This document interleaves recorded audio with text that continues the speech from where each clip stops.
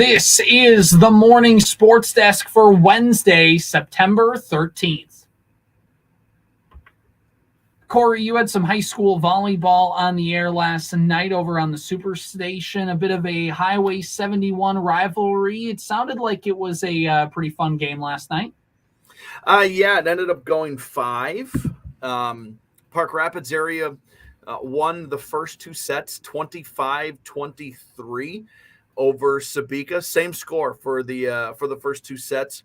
The Trojans had a nice comeback victory in the third set, 25-21. And then in the fourth set, it just went absolutely haywire. Sebeka dominated it 25-9. Mm-hmm.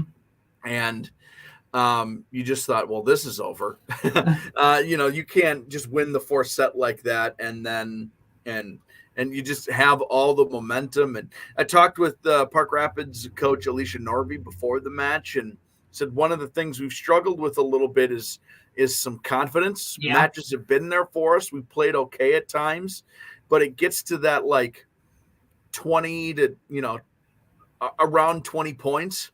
And if we have the lead, it kind of spirals and we find a way to lose, or we just don't believe we can win right now.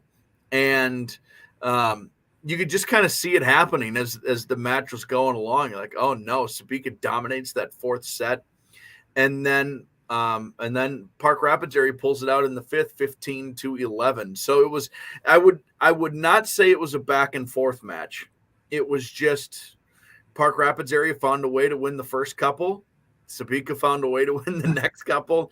And then the Panthers end up taking it in the fifth. So the Panthers get their first win of the season, and I believe they play in a Walker Hackensack Akeley tournament this weekend.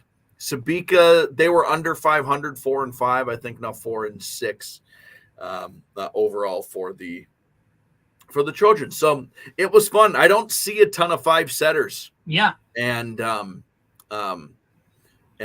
there's a funny moment that happens in volleyball in particular, and that is, let's see, what's the best way to say this?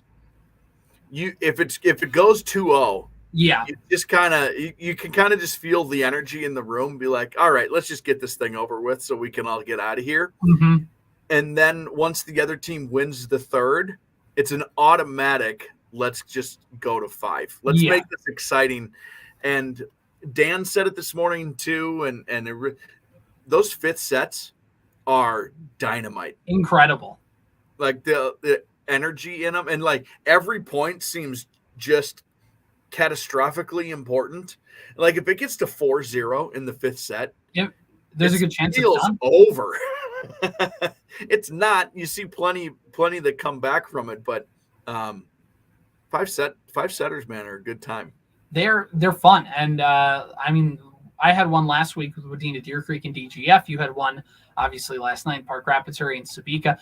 They're just fun. I mean, they're fun to be a fan of, but to call, I mean, that's like you just got to remind everybody, like this is it's not a marathon anymore. It's a sprint to 15. So any type of run that a team goes on is one, very important for them, and on the flip side, very detrimental to the other side. It's crazy how back and forth that goes. It's really, really fun to call. Like you just kind of feel that momentum building and all that. So it's really fun, especially my first year calling volleyball, Corey. I think I had every single set every single match I called in the regular season ended in 3 sets. It didn't matter who won.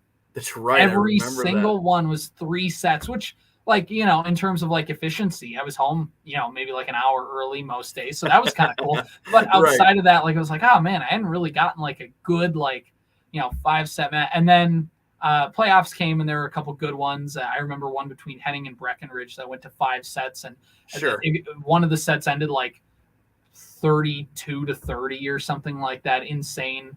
Right. Mark. So like I got my fill of it. But yeah, I mean, in the regular season, if sets go 3-0, like it's fine, but you'd like to see a little more action packed. And then you get that in a 5-setter. And no matter who the teams are, no matter where it's at, by the 5th set, like you said, everybody's kind of into it. Everybody understands how important it is and how fun it can be. So right. Yeah, no, fun Fun night last night in Park Rapids. Definitely. So let's shift gears here to the Twins. And with Minnesota, talk about atmospheres. Yesterday felt kind of like a playoff atmosphere, not necessarily in terms of the ballpark because it was a Tuesday night, school night thing. The weather's getting a little chillier. So the crowd wasn't necessarily packed at Target Field, but it was a playoff vibe in terms of the Twins and the Rays were squaring off again. Both these two teams could meet at some point in the playoffs. Like both of them will be in the postseason.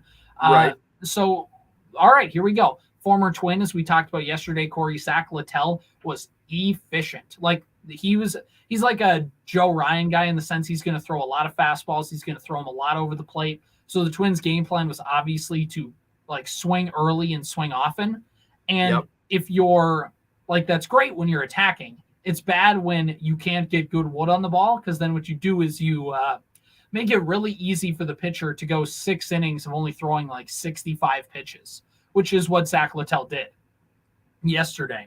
And it was his only mistake was a home run by Ed Julian.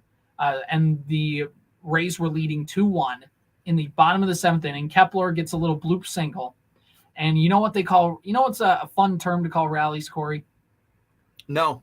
You never heard of bloop and a blast? Oh, yeah, of course. Yeah. So Kepler got the bloop and Willie Castro got the blast. He had a 2-run home run above the out-of-town scoreboard in right center field. And the Twins end up hanging on to win 3-2. It had a playoff atmosphere because it's low scoring. The weather's cold. There was good pitching. Joe Ryan went 4 innings with 2 earned runs. Louis Varland came in, pitched, I believe, at least 2 innings, gave up no earned runs. Caleb Thielbar came in, had a shutout inning. Duran came in, had a shutout inning. Like the Twins bullpen was lights out when they came in. And just the way that Baldelli handled the game, a little bit because Joe Ryan wasn't particularly sharp yesterday. He was fine, but wasn't, Tampa Bay's a good lineup. He just wasn't quite putting him away as easily. Right. So it felt like a playoff game of, all right, Ryan, you gave us 4 2/3 good innings. All right, Louis Varland's coming in out of the pen. He's going to pitch us a couple innings. And now, even though we didn't get that long start from the starter, we still have a guy in Varland who could come in, give us a few good innings. And now it still sets up our bullpen 7, 8, 9 in the way we want to. And Duran came in, got the save with ease. And the Twins were able to win a playoff type game 3-2 and get their first win over Tampa Bay this season. So they go for the rubber match today. Dallas Keuchel's on the bump for the Twins. So sure, but we'll see. He's been pitching better than I thought he would be in a Twins uniform. But overall, it's a good win. The Twins, considerably better, right? Yeah, considerably better than I thought, especially after he got rocked in Philadelphia at Dallas Keuchel. I thought it was over for him. And then he almost no-hits the Pirates. And then all of his pitch very competently since. That's probably the best way to put it. But yeah, totally. Twins magic number is down to 10, Corey. We're down to Tom Kelly. Yeah, man, it's awesome. Like it's Cleveland did win, and the margin, I guess, stays the same. But like you said, any combination of Twins wins and Cleveland losses is what subtracts from that magic number. So just keep winning ball games. Who cares? Exactly. And it's really interesting with the Twins because, again, they could easily, if everything goes right, so if the Twins win their next 5, Cleveland loses 5 in a row, the Twins clinch the division by Sunday, which would be... Would that be amazing? They'd have almost 2 whole weeks to just sit on their hands. And basically which means that the Twins have kind of did that in a way. Like you saw that on Monday when they brought in Brent Hedrick, Dylan Floro, and Josh Winder after the start by Sonny Gray didn't go very long. Like Rocco proverbially waved the white flag a little bit in the start. Like, I'm going to use my back end of the bullpen, like very low leverage guys. And they got rocked a little bit, but Rocco's like, whatever. Because if you notice, like Duran had that stretch in late July where he pitched a lot. And then he had a stretch in early August where he was not effective at all.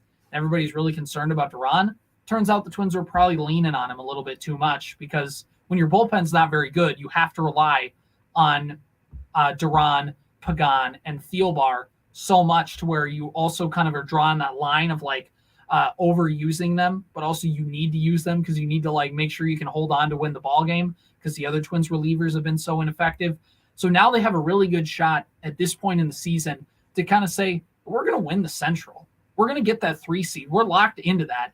And if we only win 85 games, who cares? Like, we're not going to get extra points for winning 88 games necessarily. People are still going to call us a fraud division winner anyways. Who cares? Let's just make sure if we lose a couple games because we have to pitch, I don't know, if we have to pitch Dylan Floro, who's not been good for the Twins. If we have to pitch him in a couple games in a couple important spots, that's fine. And if we lose, that's fine because we're going to hang on and win the Central. Cleveland is not mounting a comeback. They're falling apart. And also, you can rest Duran, you can rest Pagan, not that you're going to necessarily bench them, but you're going to allow them to kind of like how the Twins treated Buxton last year with injuries. Like, this is your designated rest day, or these next 2 days are designated you're not pitching at all. Doesn't matter what the situation. And it allows you to kind of test out Cody Funderburk, a young reliever who they just called up a couple weeks ago. It allows them to get Brock Stewart, who is coming back from injury, one of the Twins' better relievers in the first half of the season. He's expected to come back within the next 10 days. He's rehabbing in St. Paul right now, which would be a big addition for the Twins bullpen. It allows you to kind of see what you have in some of these other guys to see if they can actually do anything for you in the postseason, while also getting, I'm going to say, tactical rest for some of your bullpen guys that are going to be important because you're really going to need to lean on them in October. Can I go back to the Duran thing for a second? Yeah. Remember when they were playing the Mets and Mets TV showed that awesome intro and it kind of went viral on social media of look at what the Twins do when they bring Duran into the ball game and how important he is to them and how big of a deal it is. Like, this dude is awesome and everybody here in Minnesota knows it. We want to show the Mets world what they do with this guy. And there's this awesome intro. The lights go down. Everybody turns the flashlights on their phones and flashlights turn on. The flames come on the video board. It's this awesome intro. And my social medias were filled with, why did it take until September and Mets TV to show us what Bally should have been showing us for, I don't know, how long's the season been at this point? 6 months or something like that. Exactly. And what a joke. Just, I am completely derailing all the points you made. No, that's fine. Let's talk about make a point about just another reason to burn Bally to the ground. And Bally will be burned to the ground. The Twins will not be on Bally Sports North next year, which will be good. But yeah, you're right. Yohan Duran's been doing this intro all season long. The Twins have their big new video boards. They have everything around the stadium, and it all is synced together. And these flames come up, and it's so cool. It's John Smoltz when he was a closer would run out to Thunderstruck or whatever, or they'd have the bells ringing when Trevor Hoffman would come out. And it's it's like a walk-up song for a hitter. It's this sign to whoever is going to come up to the plate that this guy means business, and it's over. The game is over for your team. You're it's done. Like a walk-up song, but it's almost like. It's like you hear the Jim Ross saying, "By God, that's gold. That's the Undertaker's music." It's WWE level entertainment stuff. It is so cool, and it's really fun. It bums me out. I have not had a chance to go to a Twins game this year, and probably won't. I didn't know that existed. I didn't know the Twins loved Duran. That's a thing that the organization and its TV partner should be.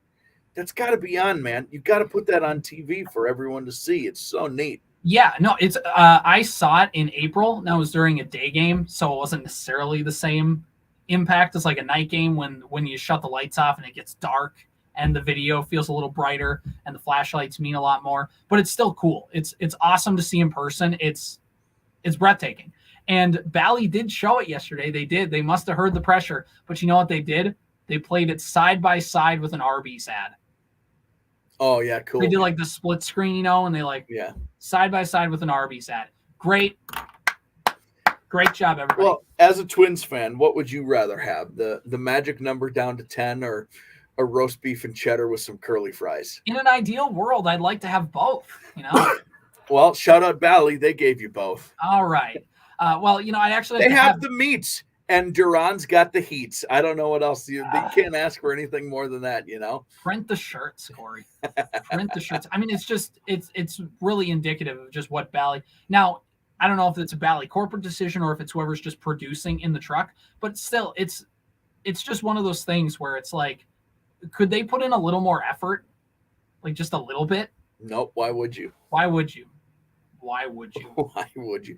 I got to go, but let's just plan ahead for tomorrow. Vikings play tomorrow night already. Short week for them. We got probably a lot of Vikings discussion tomorrow because we'll have a lot. We've got some injuries mounting. We've got on the road at Philadelphia. Is there anything at stake? What is it? I'm looking forward to a Vikings conversation tomorrow. Listen to the Morning Sports Desk tomorrow for all of that. This has been the Morning Sports Desk for Wednesday, September 13th. We have more to come on KWAD after this. The Wadena Fun Zone Arcade is all about fun with 22 interactive high-energy games.